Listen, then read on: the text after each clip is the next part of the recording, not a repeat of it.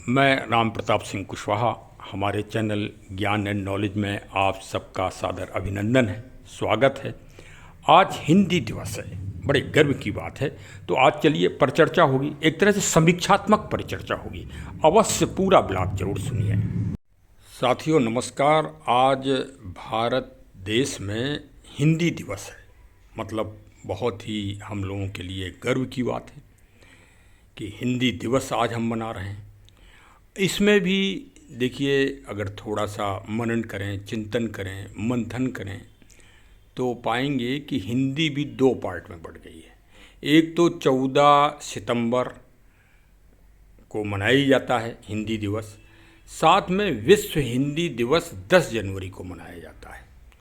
तो जो एक तरह से बंटवारा हो गया विश्व हिंदी दिवस और हिंदी दिवस का। बंटवारा करना हमारे देश में एक मूल संस्कृति बनती जा रही है कि बांटो, पहले संगठित मत रहने दो। तो उसी तरह का शायद दुष्प्रभाव हिंदी को भी सामना करना पड़ रहा है। नहीं तो अगर आप गहराई से और सही रूप से चिंतन करें तो 14 सितंबर वर्ष 1949 को प्रथम प्रधानमंत्री पंडित जवाहरलाल नेहरू द्वारा इसको हमारी संविधान की आधिकारिक भाषा घोषित कर दिया गया था। क्योंकि हमारा जो संविधान लिखा गया है वो देवनागरी लिपि में लिखा गया है और हिंदी को आधिकारिक भाषा घोषित किया गया था।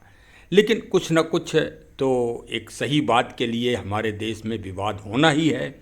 जैसे भारत और इंडिया चल ही रहा है, तो फिर विवादों में हिंदी क्यों अछूती रह जाती।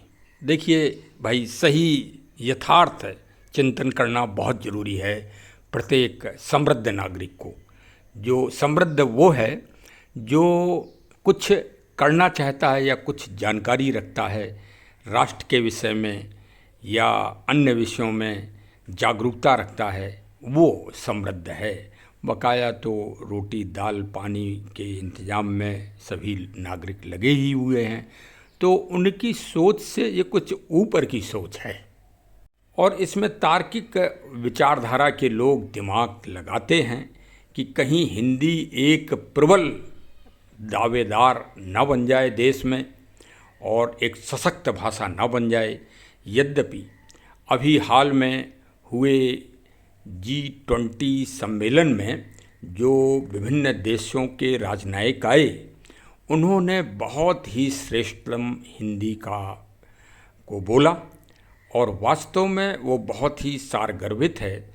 और आज देखा जाए तो हिंदी दुनिया की तीसरी सबसे बड़ी भाषा है।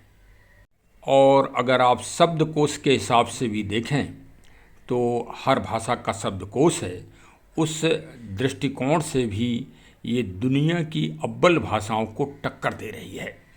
और हो सकता है कि यदि इसी रफ्तार से ये आगे बढ़ती रही और दुनिया के राजनयिक व्यवसायिक दृष्टिकोण को ध्यान में रखते हुए हिंदी बोलना अगर उन्होंने प्रारंभ कर दिया और आप भी अपने मंतव्य पर डटे रहे कि हमें हिंदी में ही बोलना है, तो निसंदेह ये दुनिया की सबसे प्रथम भाषा कुछ दिनों में बन जाएगी।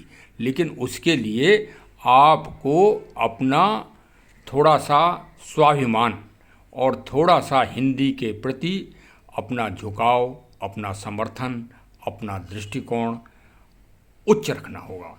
उच्च नहीं, सर्वोच्च रखना होगा, तब आप ऐसा कर ले जाएंगे। भारत का संविधान जो अनुच्छेद है वो 343(1) से लेके और 351 तक हिंदी भाषा का ही चर्चा है। लेकिन ये विडंबना है कि जो संविधान रक्षा की दुहाई देते हैं, जो हमारे माननीय महागण लोग हैं, जिनको हम सांसद या और अन्य बहुत बहुत बड़े बड़े पदों पर हैं, जिनमें हमारे न्यायाधीश महोदय भी शामिल हैं, क्योंकि पुलिस विभाग में रहने के बाद काफ़ी अच्छा अनुभव हुआ माननीय महामहिम अदालतों का, तो कोई निर्णय हमें तो हिंदी में पढ़ने को मिले ही नहीं 40 साल की नौकरी में।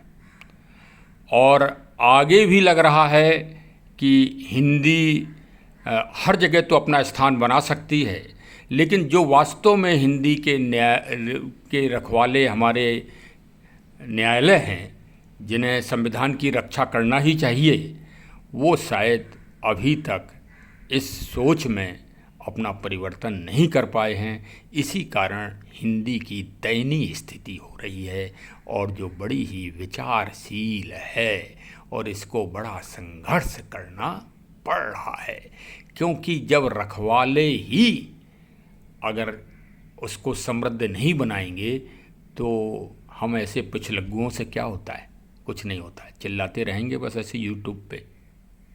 अच्छा, हिंदी की अगर दुर्गति अगर आपको देखना है और वास्तव में हिंदी की स्थिति का आकलन करना है, देखिए कहे कोई कुछ भी कि हम हिंदी, करोड़ों रुपया अरबों रुपया खर्च हो रहा है हिंदी के फंड पे, वो कहाँ जा रहा है वो तो भगवान ही जाने और सरकारें जाने, अब वो तो हम लोग तो कुछ कह नहीं सकते। लेकिन एक छोटा सा यूट्यूब बनाओ आप अपना, यूट्यूब पे कोई चीज़ डालो और फिर देखो जनता के, नागरिकों के कमेंट आएंगे। तो अगर 10 कमेंट आएंगे तो उसमें 9 कमेंट इंग्लिश भाषा में होंगे। हाँ, इंग्लिश ही चलेगी, अंग्रेजी भाषा चलेगी। हिंदी में बेचारा एक आधा कोई कमेंट करेगा तो वो भी उस पे कोई लाइक नहीं मिलना है। और इंग्लिश वालों में अरे ऐसे धड़ाधड़ लाइक मिलते हैं, कुछ पूछो नहीं। तब हिंदी अपना माथा पीट कर रोने लगती है, चिल्लाती है, चिल्लाती है कि अरे भाई कोई यूट्यूबर हमको भी ज़रा स्थान दे दो और हमारी भी आवाज़ को उठा दो इस देश में, इस महान देश में।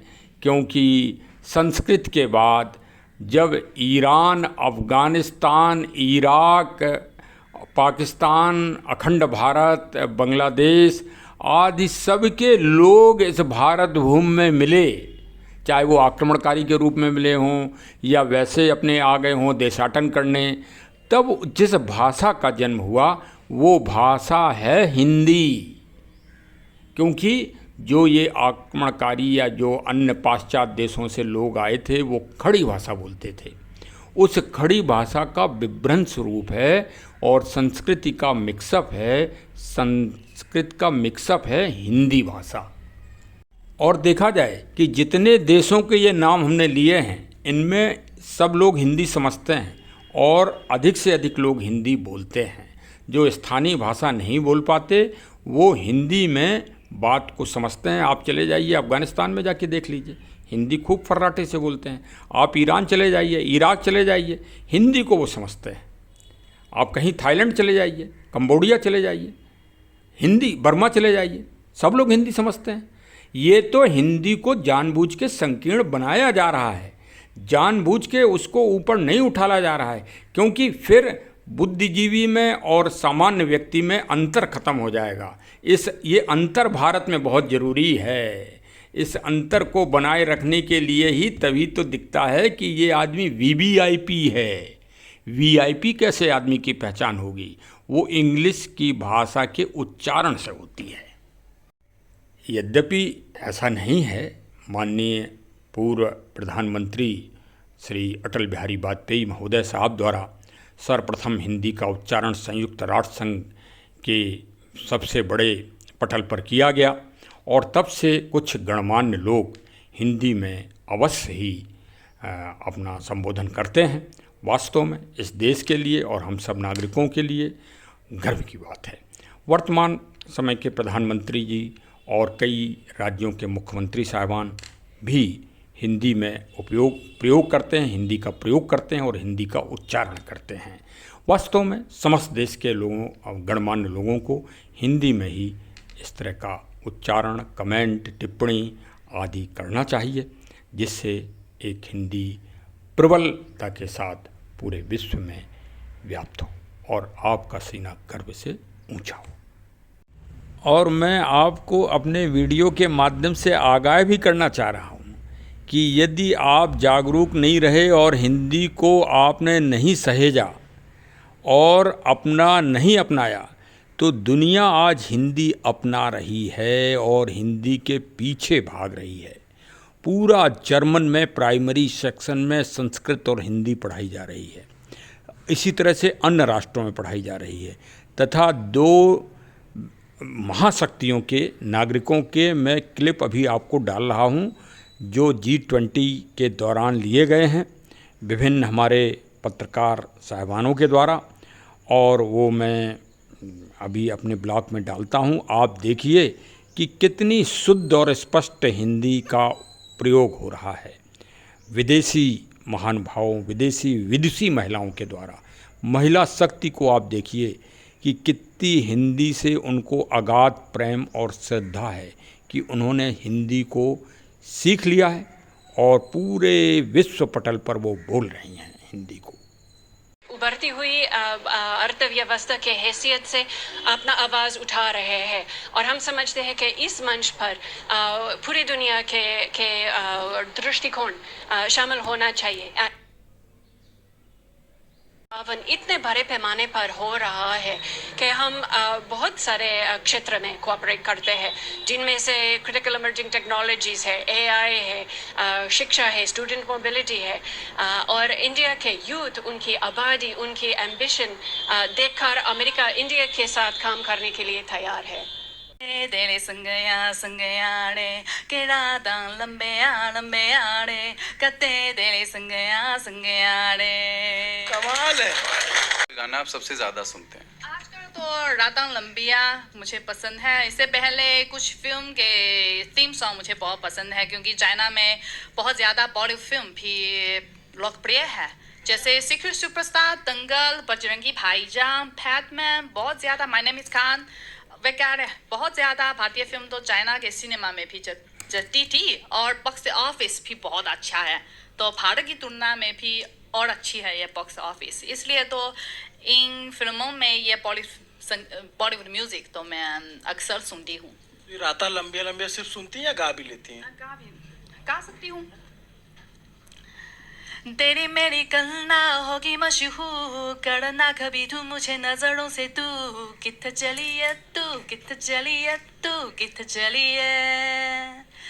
जानदा ये तू, तेरे बिना मेरा न हूँ, मेरे बिना तू, कित्थे चली है तू, कित्थे चली है तू, कित्थे चली है। और भी तो बहुत सारे नाम हैं इंडिया में। हाँ, क्योंकि मीरा एक प्रेम प्रसार करने वाली लड़की है, हाँ है ना, प्रेम प्रसाद का प्रतीक है ना। और मैं सोचती हूँ क्योंकि मैं भारतीय संस्कृति से इतना प्यार करती हूँ, मैं भी ये प्रेम प्रसार करना चाहती हूँ, इसलिए मैं अपने का मीरा ये नाम रखा। गजब, आपको मतलब पता है, पर्याप्त जानकारी है हिंदुस्तान के बारे। ये देख के आप पाएंगे कि आप बहुत पीछे हैं, इसलिए अपनी मातृभाषा को मूल रूप से पकड़िए। चलिए साहब, आपने हमको सुना और समझा और हिंदी के महत्व को समझा। वास्तव में हिंदी हमारी राष्ट्रभाषा है और हमें जन जन को इस पे गर्व करना चाहिए। वर्ष 2023 का आपको स्लोगन भी बता दें कि हिंदी का क्या थीम रखी गई है। हिंदी को जनमत की भाषा बनाना, हिंदी को जनमत की भाषा बनाना है, बगैर उनकी मातृभाषा के महत्व को भुलाए। मतलब स्थानीय लोग, जो हमारी स्थानीय 1900 भाषाएं हैं हमारे महान देश में, उन भाषाओं को, स्थानीय भाषाओं को कोई क्षति ना हो और हिंदी को हमें उच्च और सर्वोच्च बनाना है, ऐसी थीम 2023 में रखी गई है। तो भाई अब अंत में तो निवेदन है ही कि हमारे YouTube को आप फॉरवर्ड करिए और बेल आइकन की बटन दबाइए, जिससे हमारे नोटिफिकेशन तुरंत आपके पास पहुंच जाएं। और एक और हम आपको सूचना दे दें कि जो 2023 की प्रतियोगिता परीक्षा रक्षा से रक्षा हुई थी, उसका जो प्रश्न और उसके उत्तर आपको अगले रविवार और शनिवार और रविवार को सुनने को मिलेंगे और अवलोकन करने को मिलेंगे हमारे YouTube चैनल ज्ञान एंड नॉलेज में। साथ ही साथ जो G20 महासम्मेलन हुआ है भारत में महानता के साथ सफलतम रूप से, उसके 12 टॉपिक हमने छांटे हैं जो प्रकृति से ओतप्रोत हैं, क्योंकि हमारा चैनल प्रकृति पर्यावरण को प्रश्रय देता है और उसका प्रचार प्रसार करता है, रक्षा और संवर्धन का विशेष कार्य करता है। तो जो G20 सम्मेलन हुआ ये वास्तव में क्लाइमेट चेंजिंग का फाइनेंशियल पटल था, विश्व पटल। फाइनेंस, जब किसी भी योजना के लिए जब तक फाइनेंस कलेक्ट नहीं होगा तब तक वो उस योजना कैसे सफल हो सकती है। तो उसमें हमारे अध्यक्ष के रूप में माननीय प्रधानमंत्री जी श्री नरेंद्र दामोदर दास मोदी साहब ने बहुत ही उज्जवल और अव्वल कार्य किया है और वास्तव में प्रकृति और पर्यावरण की रक्षा के लिए उन्होंने दुनिया की महाशक्तियों को सम्मोहित कर लिया और वह कार्य कराया जो वास्तव में प्रकृति और पर्यावरण के बहुत दूरगामी परिणाम लेके चलेगा और साथ ही साथ भारतीय संस्कृति को सर्वोच्च शिखर पर पहुंचाया। तो चलिए 12 ट्रिप्स, जैसे नटराज जी की मूर्ति, जैसे कोणार्क का धर्म चक्र, समय चक्र, वास्तव में इनका बहुत बड़ा महत्व है। उस महत्व पर थोड़ी थोड़ी सी प्रकाश डाला जाएगा, थोड़ा थोड़ा प्रकाश, और बहुत ज्ञानवर्धक होगा और अभिरुचिपूर्ण होगा। तो चलिए हमारे चैनल को सब्सक्राइब जरूर करिए। धन्यवाद, धन्यवाद। जय हिंद, जय हिंद, जय हिंद।